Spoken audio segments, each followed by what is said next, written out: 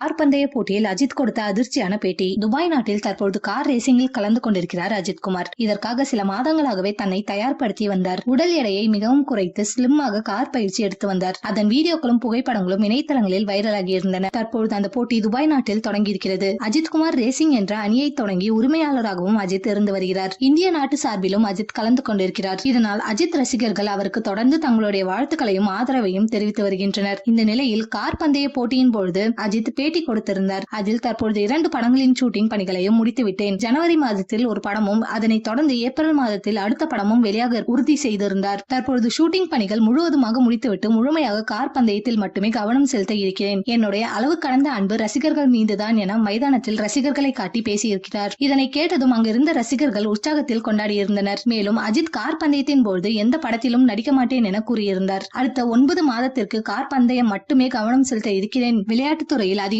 சாதிக்க வேண்டும் என ஆசைப்படுவதாகவும் தெரிவித்திருந்தார். அஜித்தின் 2 படங்கள் இந்த வருடத்தில் வெளியாக இருப்பதால் ரசிகர்களுக்கு கொண்டாட்டம்தான். மீண்டும் அஜித் அடுத்தடுத்த படங்களில் நடிக்க வேண்டும் எனவும் ரசிகர்கள் கூறி வருகின்றனர்.